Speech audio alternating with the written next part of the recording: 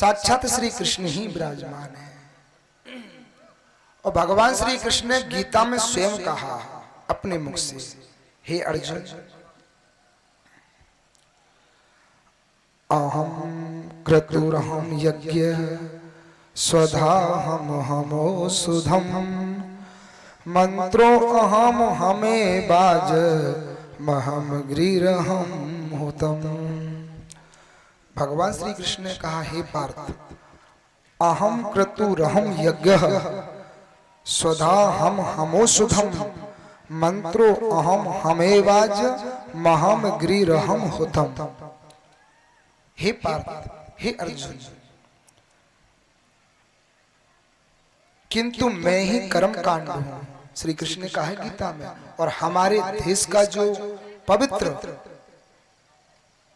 जिसे संविधान भी मानता है, अगर आप अदालत में जाओगे तो अगर आप हिंदू हो तो आपके हाथ में गीता रखी जाएगी।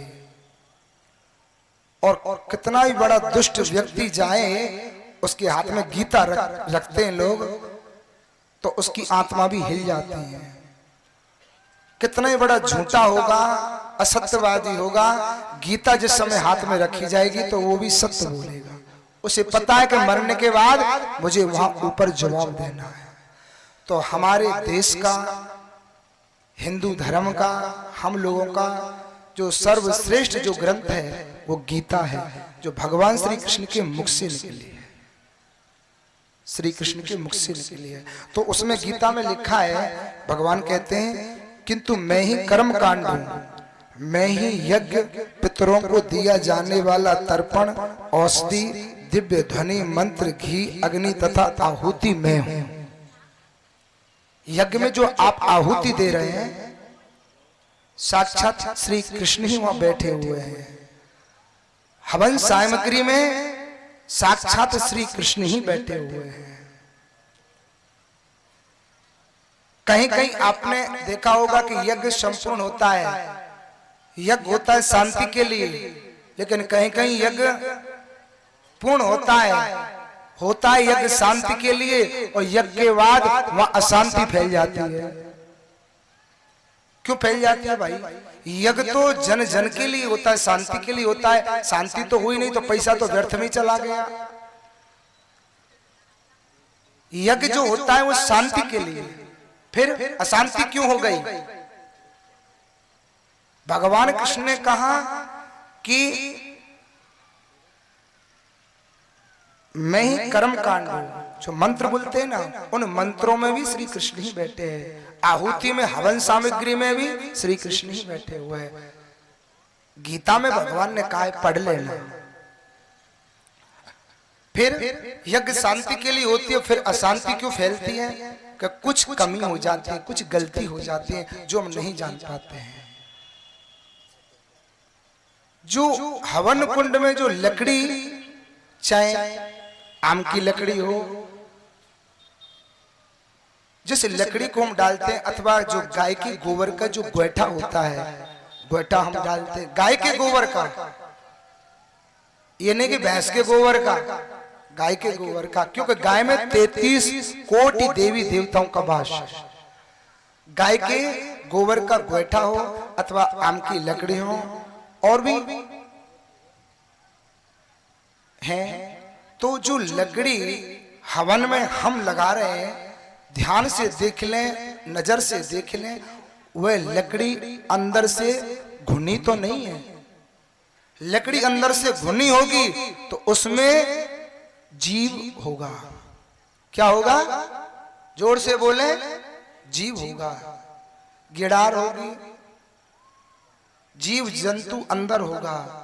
जो लकड़ी घुन जाती है ना, तो उसमें गिडार पड़ जाती है, पता नहीं, और हवन कुंड में छोड़ दी। तो जहां नारायण का वास है, साक्षात श्री कृष्ण का वास है, सनातन धर्म को लेकर के जो अनुष्ठान हम कर रहे हैं, तो वहां तो जीवों की रक्षा के लिए, दूसरों के भलों के लिए, ना कि हम आहुति दूसरों की चढ़ा रहे। अब जो चाहे गिडार है, आखिर है तो वो जीव, आखिर उसमें है तो जीवात्मा।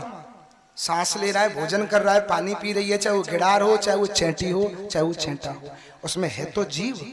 जाने अनजाने में गोइठा में अगर कुछ हवन सामग्री जैसे कि तिल है,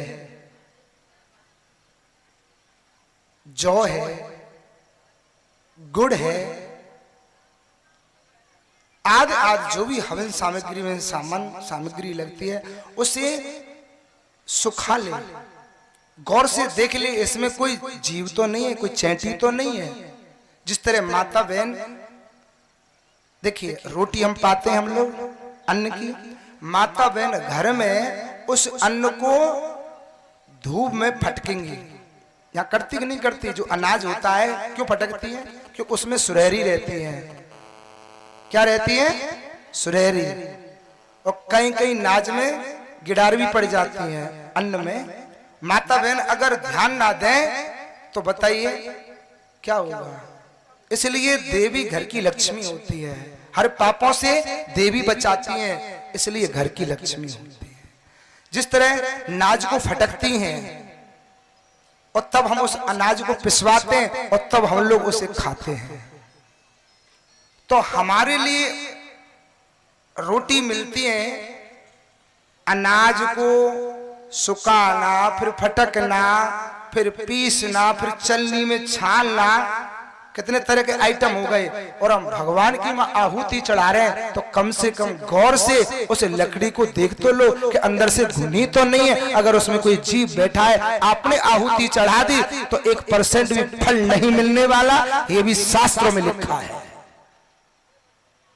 जोर से बजाएं, अगर ताली बजानी है तो ऐसे नहीं, बंदरों की तरह मत बजाइए।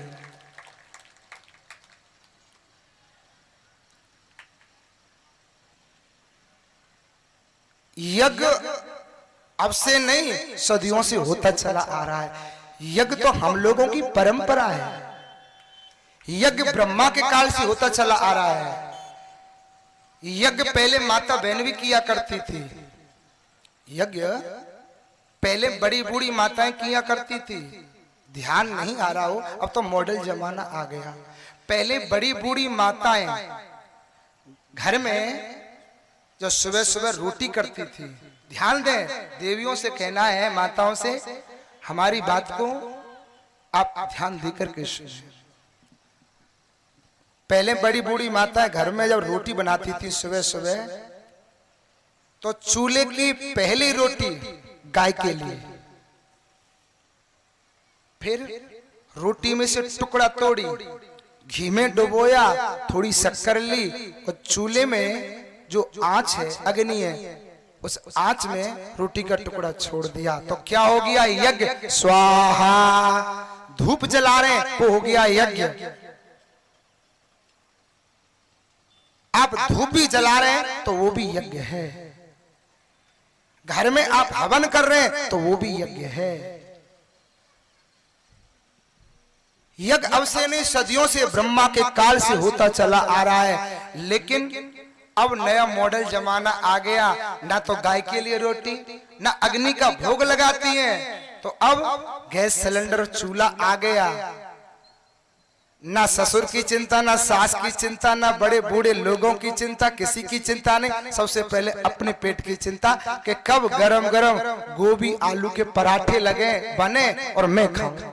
ये क्या है कि मॉडल जमाना। अरे ऐसा क्या मॉडल जमाना जो संस्कार को धो करके ही रख दिया। अपने संस्कारों को संभालो, हम सनातनी हैं और सनातन ने सबकी पूजा की है, इसलिए सनातन धर्म को सबसे पुराना, सबसे श्रेष्ठ माना गया है। और बाकी सब पंथ हैं, मजहब हैं, धर्म तो सनातन है। सनातन में से सब ये निकला है। सनातनियों ने किसी को छोड़ा नहीं है। पीपल की पूजा करते हैं हम लोग, जल की पूजा करते हैं हम लोग, हैं? पत्थर की पूजा करते हैं हम लोग, मानव की पूजा करते हैं हम लोग, जल की पूजा करते हैं हम लोग, वायु की पूजा करते हैं हम लोग, वृक्षों की पूजा करते हैं हम लोग, आखिरी में तो तुलसीदास जी ने लिख दिया कि मैं सबको प्रणाम करता हूं। सिया राम मैं सब जग जानी और करहो प्रणाम जोरी जुग पानी। गोस्वामी जी ने एंड में तो सबके लिए प्रणाम किया है। देखिए जो महान संत हुए ना इस धरती पर, अपने आप को कभी बड़े नहीं बने, बड़े बड़ाई ना करें और बड़े ना बोले, बड़े बूढ़े का ये कहना है।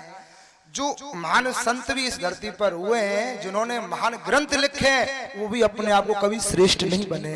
भगवान का भक्त कभी बड़ा नहीं बनता, वो तो सबसे छोटा होता है और सबको प्रणाम करता है। उठा के देखिए इतिहास,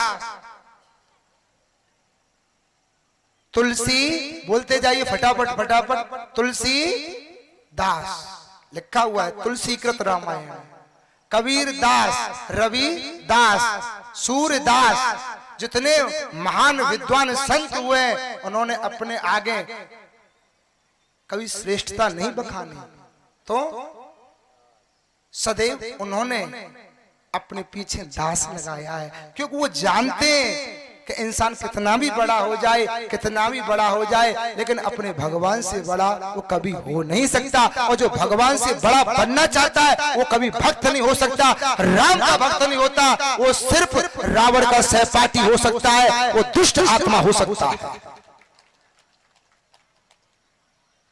तुलसीदास, कबीरदास, सूरदास, देखिए ये नहीं हम बनावटी बात कह रहे हैं, पढ़ लेना।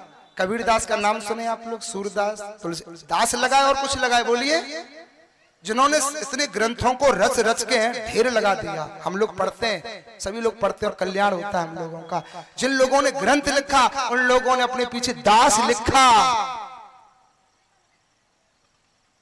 तो जो बड़े होते हैं वो अपने मुंह से कभी नहीं कहते कि हम बड़े हैं।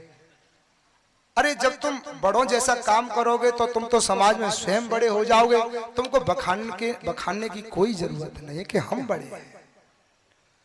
तुम कितने भी कहो कि हम बड़े हैं, हम बड़े हैं, आज का ऐसा जमाना है, और की तो चले क्या, अपना स्वयं बेटा, अपना पुत्र भी कहना मानने वाला नहीं, औरों की तो चले क्या।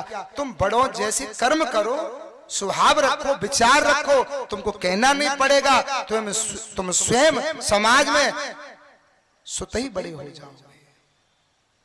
तो ऐसे ऐसे महान संत इस धरती पर हुए, अपने आप में कभी श्रेष्ठता नहीं बखाने, अपने पीछे वो दास लगाए। बोलिए भक्त और